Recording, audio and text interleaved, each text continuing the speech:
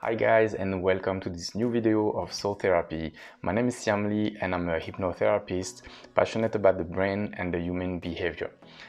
So the video of today is about a very interesting subject. I'm really excited to share that with you, and it's about our emotions. So we're going to try to explain what is an emotion, how does it work exactly, and stay with me until the end of the video so I can give you some tips about how to try to master your emotion and to try to live better with them. So let's try to define what is an emotion exactly. Because in my research, I've noticed that it was pretty difficult to find one definition that everybody agree on it, because the latest research kind of changed the way we used to perceive emotion. So I'm going to try to give you the most accurate definition of an emotion according to the latest research in neuroscience. So emotion is a physiological and neurological reaction triggered by internal or external stimuli, and this stimuli can be either real or it can be totally imaginary, like in your dream or in your thought, for example. So how do we create our emotion? It has been many theories about it, and it's still unclear if it's first the brain that reacts and will send some messages to your body, or if it's the body who reacts first and send message to your brain. And there's also another theory that involves that actually both are reacting at the same time and will give some feedback to create the emotion. So in that way, you cannot be confused about your heartbeat increasing because you're running a marathon, for example, or your heartbeat is increasing because there's a dangerous situation around. So why do we have emotion? According to Charles Darwin and his theory of evolution, emotion seems to be our best asset to survive and also to reproduce. So the feeling of fear compels people to stay away from a danger, when the feeling of love, will just lead people to seek mates and reproduce, and also be able to understand the emotion of other human beings or animals will help you to survive. So if you encounter an angry animal, then you can activate your fly or fight mode. And to the question, does animal have feeling? Of course they do, and it has been proved in the laboratory that they react with the brain exactly the same way that we do when they have fear, or even when we reward them with joy. So would you still eat meat the same way? Do we have any control on our emotion? We first thought that our brain was pre-wired with some emotion circuit, and that our emotion was the result of our brain condition, but that's actually not true. And the last studies of the professor Lisa Feldman-Barrett have shown that we create our emotion with our experience, and because of that we have more control on our emotion than we thought. So to show you exactly how it works, let's make this small experience together. So I would like you to watch this image and try to figure it out what it looks like. And for most of you, you're not going to be able to understand what it is, because this image doesn't look anything that you've experienced before. So now let me give a clue to your brain, and I will show you this new image about something familiar to your brain. And now that you have this new information, let's come back to the previous image. And all of a sudden, you're able to see the snake when there is no snake on this image, and when you were completely blind before and you weren't able to see anything. So that's what we call in neuroscience prediction.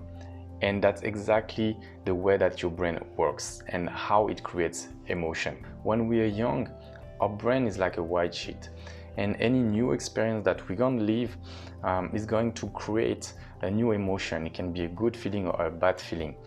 And later in life, any experience that would look familiar to it will actually activate this emotion. And the problem with that is sometimes your emotion will just show up without letting you experience a new reality. Because remember, it likes to anticipate. It's for a survival mode, just in case it can be a potential danger. So I would like to give you an example of one of my clients to illustrate that. So this woman, she had a bad experience in her first wedding. The man was really abusive to her, was also like violent, and he kind of created a lot of fear and also a lot of anger with her. And she came to see me because all the time she trying to be in a new relationship. She feel all the time this anger, and she was fighting like with other men, and also have like this kind of fear. So she was very protective, and she couldn't get into any new relationship. So it was very like for her like a problem. And actually we understood that our subconscious brain create this reaction to try to protect her against the same situation. So it's very important that you understand that, because when your emotion goes like that, it's there to protect you. Remember, it's here for your survival, not to make you happy. So at some point when it go against what you want into your life, you need to do something for it. So now that you understand all about emotion, let's try to find how to master our emotion and to live more peaceful with it. So the first thing is like you need to accept your emotion and acknowledge that they are here for some reason, because they're trying to protect you. So you shouldn't like try to suppress your emotion, because you're going to create more damage to your body and your mind than anything. So the second thing is about express your emotion and also turn them into something positive, because emotion are a strong source of energy, and it can be either destructive or creative. So that's what basically artist does. You know, when they create something, they just connect to the emotion and it bring them like the inspiration. So without being an artist, you can apply the same process to your life. So let's take an example. If you're feeling sad, you can just like take a sheet of paper and just write down everything that you're feeling. It's about like expressing your feeling. It can be also, if you're feeling angry, you can use this anger as a source of energy to practice physical activity. Go outside, go run, boxing, anything that you would like to do, but use this energy and you will see that you will feel so much better after that. So the third tips is about to understand the root cause of your emotion and be able to release it. So for that, I'm going to give you like a small exercise. You will have to create a safe space where you're alone, you have your privacy. So when you do that, I want you to close your eyes and you just breathe deeply. And I want you to connect and to remind you the last time, the last memory when you have like this strong feeling that you're struggling with right now. And you're going to connect to this emotion. Just remember, and at some point you might feel crying, you might feel sweating, all kind of reaction that you can have, and that's completely okay. Just let it be. That's the normal way for your body to release the emotion. And so when you're there, when you have like these memories,